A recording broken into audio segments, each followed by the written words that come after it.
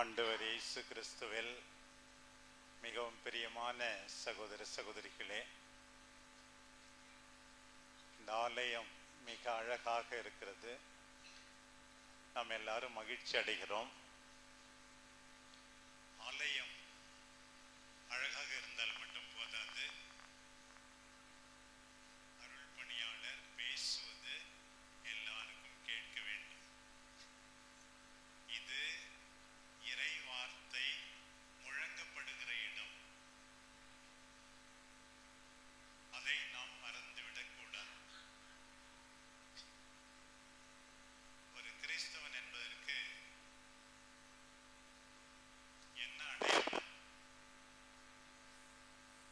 முதலாக ஆண்டவரோடு பேச வேண்டும், ஆண்டவர் பேசுவதை கேட்க வேண்டும். மற்றபடி திருவிழா கொண்டாடுபவர்கள் எல்லாம், திருமுழுக்கு பெற்றவர்கள் எல்லாம் பெயரளவில் தான் கிறிஸ்தவர்கள். இந்த வார கொண்டாட்டம் எல்லாரையும் இன்னும் அதிகமாக ஜெபிப்பவர்களாக மாற்ற வேண்டும். ஒவ்வொரு நாளும் ஆண்டவரோடு பேச வேண்டும். ஒவ்வொரு நாளும் ஆண்டவர் பேசுவதை கேட்க வேண்டும். இரண்டாவது அடையாளம் நான் சொல்வது எனக்கு ரொம்ப மகிழ்ச்சியாக இருந்தது. எத்தனையோ பெண் பிள்ளைகள், மற்ற பெண்கள் விவிலியத்தை எடுத்துக்கொண்டு வந்திருக்கிறார்கள். ஒவ்வொரு நாளும் ஆண்டவருடைய வார்த்தையை வாசிக்க வேண்டும். வாசிக்க முடியாதவர்கள் கேட்கவாவது செய்ய வேண்டும். அது இரண்டாவது அடையாளம். மூன்றாவது அடையாளம், ஒவ்வொரு ஞாயிற்றுக்கிழமையும் திருப்பலியில் பக்தியோடு பங்கு பெற வேண்டும். ஒரு மினிமம் குவாலிஃபிகேஷன் இதுதான் கிறிஸ்தவர் என்று சொல்வதற்கு. ஒவ்வொரு நாளும் நான் ஜெபிக்கின்றேனா? ஒவ்வொரு நாளும் ஒரு பக்கமாவது இறை வார்த்தையை வாசிக்கிறேனா? ஒவ்வொரு ஞாயிற்றுக்கிழமையும் நான் திருப்பலியில் பக்தியோடு பங்கு பெறுகிறேனா? இதை நீங்கள் புரிந்து கொண்டு கிறிஸ்தவராக தொடங்க வேண்டும். அது என்னுடைய முதல் ஆசை. பிரியமானவர்களே, நம்ம எல்லாருக்கும் நல்ல எக்ஸாம்பிள்ஸ் இருக்கிறார்கள், நல்ல மாதிரிகைகள் இருக்கிறார்கள். எபிரேயருக்கு பட்ட திருமுகம் 12ஆம் அதிகாரம் 1வது வசனம், திரண்டு வருகின்ற மேகம் போல எண்ணிக்கையில்லா சாட்சிகள் நமக்கு இருக்கிறார்களாம். பாருங்க, பிற சபையை சார்ந்தவர்கள், இந்த கத்தோலிக்கர்கள் சிலை வழிபாடு செய்கிறார்கள் என்றெல்லாம் நமக்கு எரிச்சலூட்டும் விதத்தில் கேலி பேசுவார். நாம் என்ன விளக்கம் சொல்லுகிறோம்? திரண்டு வருகின்ற மேகம் போல இவர்கள் எல்லாம் சாட்சிகள், நம்பியவர்கள், மனிதர்கள். அவர்களை பார்த்து நாங்கள் கற்றுக்கொள்கிறோம். ஒரு கிளாஸ்ல டீச்சர் போர்டுல எழுதி போடுறாங்க, என்ன மாதிரி எழுது அப்படின்னு டீச்சர் சொல்லலாம். அதை விட மற்ற பிள்ளைகளை வந்து பார்த்து, இந்த பிள்ளை பார் சரியா எழுதுது பார், அதே போல எழுது என்று சொல்லுகிறார். அதைத்தான் நாம் சொல்லுகிறோம், செய்கிறோம். புனிதர்கள் வணக்கம் இதற்காகத்தான். அவரும் மனிதர் தானே, அவர் நல்ல வாழ்வு வாழ்ந்தார் தானே, ஏன் நீ வாழக்கூடாது? அந்த காலத்திலே புனித இஞ்ஞாசியார் இயேசு சபையை தோற்றுவித்தவர் எப்படி மனம் மாறினார் என்று நமக்கு தெரியும். அவர் போரிலே அடிபட்டு மருத்துவமனையில படுத்த படுக்கையாக இருந்தார். அப்போது 2 நூல்களை வாசித்தார்.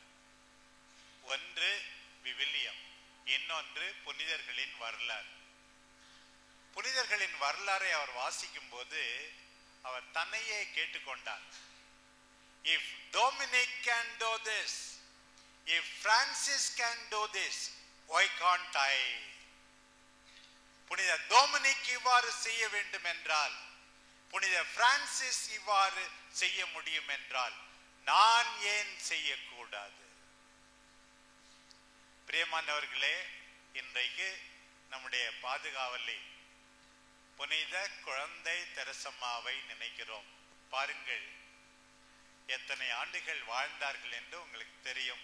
24 வருஷம்தான். 1873 1897 வரை 24 ஆண்டுகள் மட்டுமே வாழ்ந்த ஒரு நல்ல மனுஷி இந்த குழந்தை தெரசம்மா. எனக்கு நிறைய புனிதர்களை பிடிக்கும். அதுல மிக அதிகமாக பிடிக்கிற ஒரு புனிதர் நம்முடைய பாதுகாவலி தான். பல முறை பிரான்ஸ் நாட்டுக்கு போயிருக்கிறேன். போன போதெல்லாம் இந்த குழந்தை தெரசம்மாவுடைய கோயிலுக்கும் போயிருக்கிறேன். அவங்க பிறந்த இடம், அவர்கள் வாழ்ந்த மடம், அவர்கள் அடக்கம் செய்யப்பட்டது எல்லாவற்றையும் நான் பார்த்திருக்கிறேன்.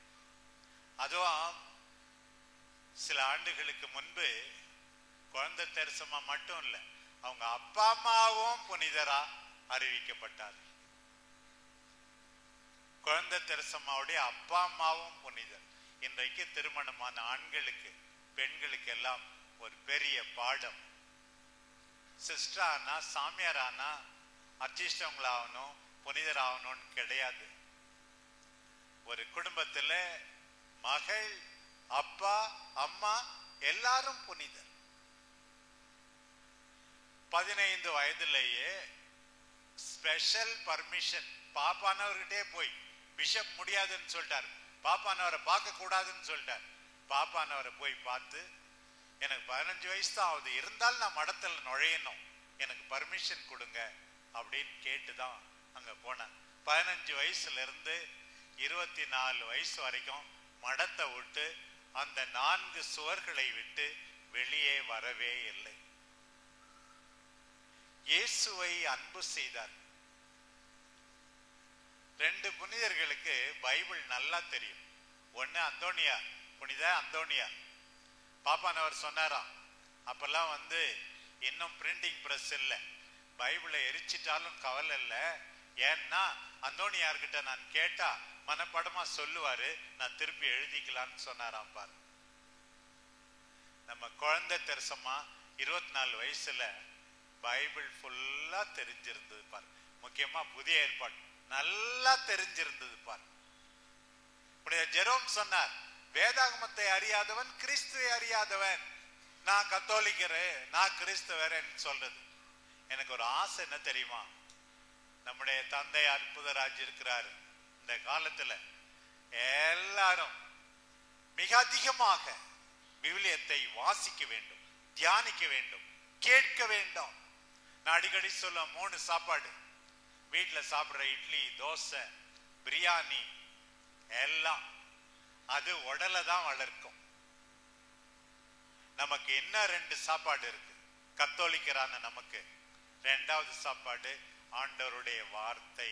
மனிதன் உயிர் வாழ்வது அப்பத்தினால் மட்டுமன்று, கடவுளின் வாய் நின்று வருகின்ற ஒவ்வொரு வார்த்தையினாலும் உயிர் வாழ்கிறார். 2வது சாப்பாடு.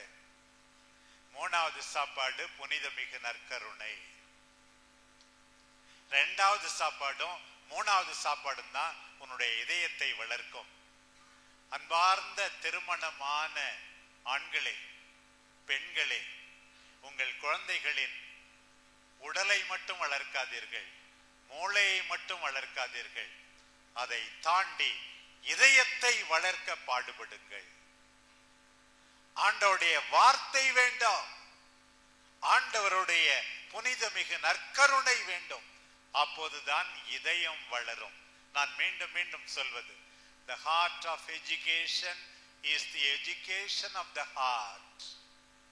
கல்வியின் இதயம் என்ன என்று கேட்டால் இதயத்தின் கல்விதான். டியூஷன் போயிருக்கு பிள்ளை, அங்க போயிருக்கு எக்ஸ்ட்ரா கிளாஸ், கோச்சிங் கிளாஸ் எல்லாம் பாருங்க. எல்லாம் முடிஞ்சு என்ன ஆகுது, கல்யாணம் கட்டி கொடுத்தா 3 மாசத்துல டைவர்ஸ். வாழ தெரியல. ஒருவேளை அவன் மேல தப்பா இருக்கலாம், அந்த பையனுக்கும் வாழ தெரியல. இன்றைக்கு பிள்ளைகளுக்கு பணிவையும் துணிவையும் கற்றுக் கொடுக்க வேண்டும், மென்மையை கற்றுக்கொள்ள வேண்டும், இரக்கத்தை கற்றுக் கொடுக்க வேண்டும். வெறும் மூளையை மட்டும் கற்றுக் கொடுத்து பணத்தை மட்டும் குறிக்கோளாக நாம் வைத்து விடக்கூடாது. இரண்டாவது வாசகத்துல பயங்கரமா பணம்லாம் அழிஞ்சு போவோம். இரக்கத்தோடு இரு, நேர்மையோடு இரு, உன் வேலையாட்களுக்கு கூலி கொடு. யாக்கோபு 5ஆம் அதிகாரத்துல தெளிவா சொல்லியிருக்கு.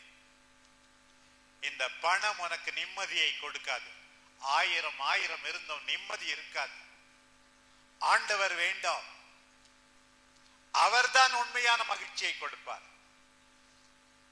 தெரிந்து கொள்ளுங்கள் பிரியமானவர்களே. இந்த அம்மா பாருங்க எப்படியெல்லாம் வாழ்ந்தார்கள் என்று நாம் பார்க்கிறோம். இன்றைய நற்செய்தியின் அடிப்படையில், வாசகங்களின் அடிப்படையில் நாம் அவர்களுடைய வாழ்க்கையை முற்று பார்க்க முடியும்.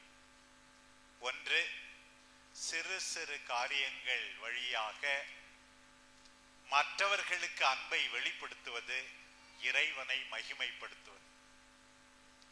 லிட்டில் வே என்று சொல்வார். குழந்தை தெரசம்மாளின் லிட்டில் வே.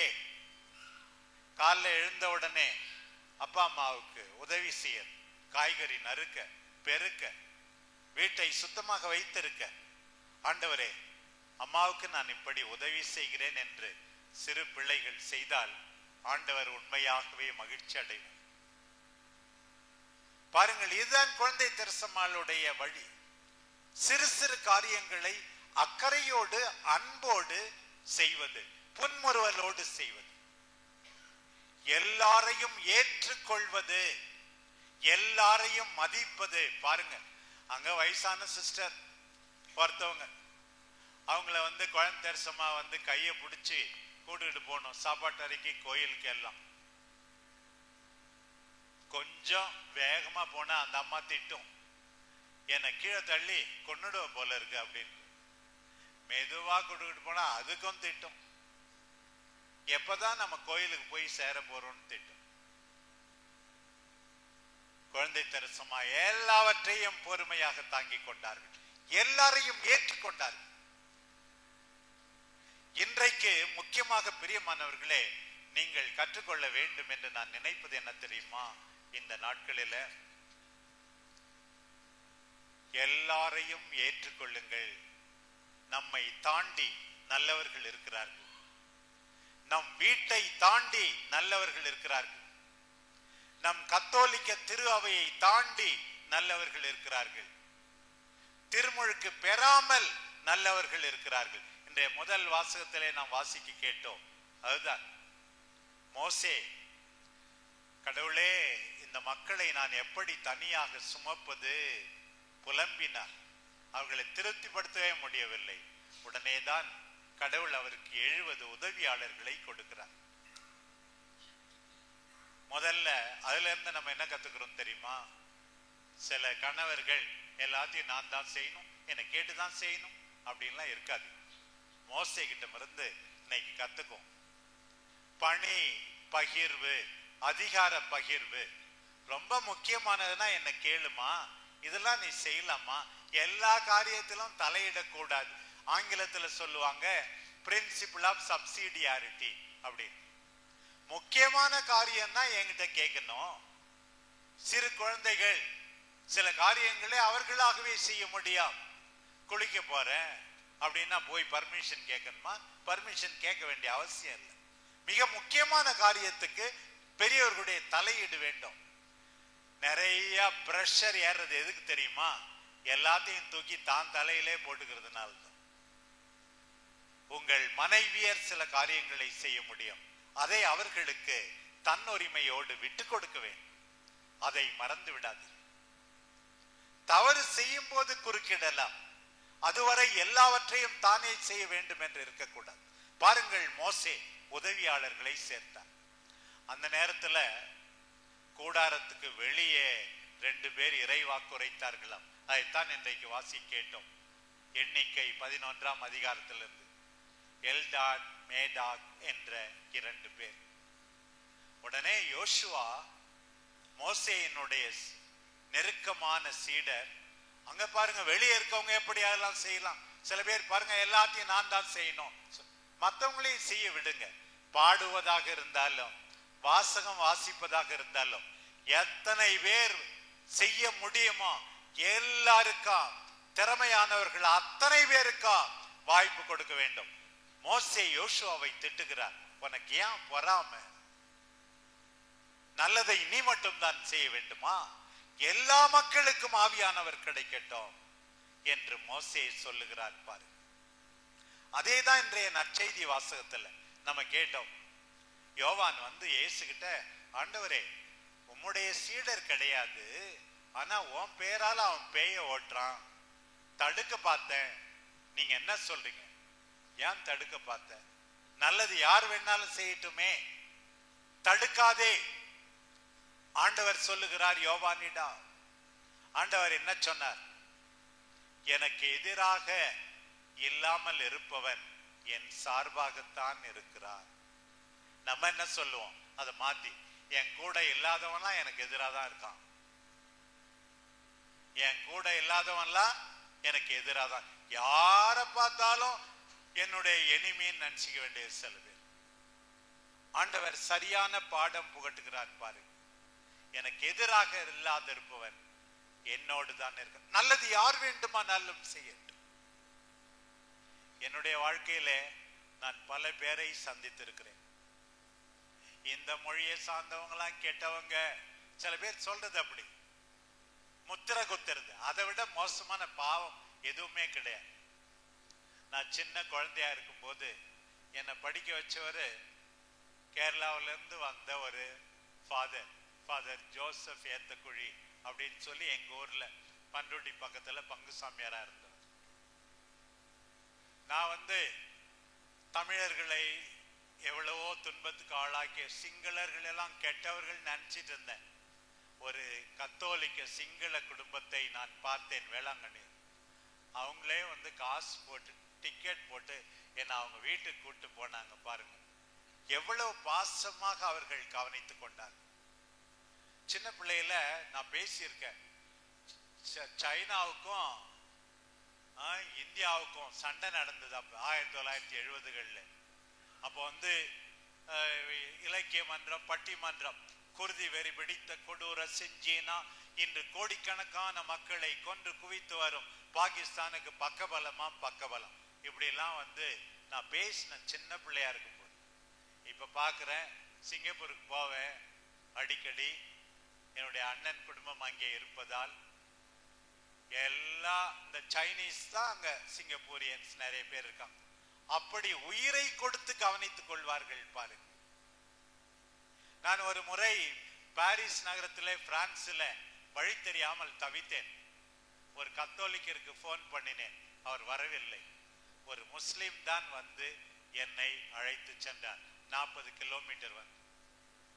சில பேர் வந்து மொழியின் பெயரால, ஜாதியின் பெயரால, நாட்டின் பெயரால அவங்க எல்லாம் கெட்டவங்க என்று சொல்வதே எனக்கு பிடிப்பதில்லை. இது இயேசுனுடைய மனப்பாங்கு கிடையாது. இந்த மொழி தான் வேணும், இவன் தான் வேணும். நம்ம எல்லாரும் மனுஷர்ப்பா, அதுதானே அடிப்படை தன்மை. உன்னுடைய உரிமையை யாரும் எடுத்துக்கொள்ள முடியாது. ஆண்டவரை மட்டும் தேடு. எல்லா மொழியிலும் எல்லா இனத்திலும் நல்லவர்கள் இருக்கிறார்கள், கெட்டவர்கள் இருக்கிறார்கள். மோட்சத்துக்கு போன முதல் ஆள் யாரு? ஆண்டவர் பக்கத்துல ஒரு திருடன் ஒருத்தவனை அரைஞ்சிருந்தாங்களே சிலுவையில, அவன் தான் பாருங்க.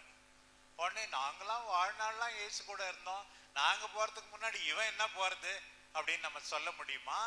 சொல்ல முடியாது. பாரு, முதலா நற்செய்தி அறிவிச்சது யாரு? பைபிள் படிக்கிறீங்களே, முதலா நற்செய்தி அறிவித்தது யாரு? யோவான் நற்செய்தி 4ஆம் அதிகாரம். அந்த சமாரிய பெண் தான் போய் அவங்க ஊர்காரங்க எல்லாம் சொல்லுது, அந்த பொண்ணு யூத பெண் அல்ல, தேர்ந்தெடுக்கப்பட்ட மிக நெருக்கமான பெண்கள் அல்ல, ஆண்கள் அல்ல. அதுதான் பாருங்க, ஆண்டவரால் அவர்களுடைய நம்பிக்கைக்காக பாராட்டப்பட்டது யார்? ஒரு யூதர் அல்ல. பாருங்க, அந்த செந்தூரியன், நூற்றுவர் தலைவன். இன்னொரு பக்கம் அந்த கனானேய பெண், எல்லாம் பேரு இனத்தவர்கள். ஆண்டவருக்கு நன்றி சொன்னது யாரு? அந்த ஒரு சமாரியன் தான். 9 யூதர்கள் நன்றியே சொல்லல. பாருங்க,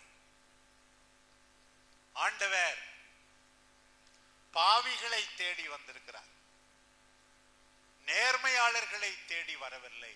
பாருங்க, ஆண்டவருடைய இஷ்டம். Everything is grace. மத்தேயு நற்செய்தி 20 திராட்சை தோட்ட ஊழியர்களுடைய ஓமை இருக்கு. சில பேர் 6 மணியிலிருந்து வேலை செய்யறாங்க, சில பேர் 9 மணியிலிருந்து 12 மணியிலிருந்து 3 மணியிலிருந்து, சில பேர் 5 மணிக்கு தான். அப்படின்னா 1 மணி நேரம் தான், 5 to 6 தான். எல்லாருக்கும் ஒரே கூலி, எல்லாருக்கும் பொறாமையா இருக்கு.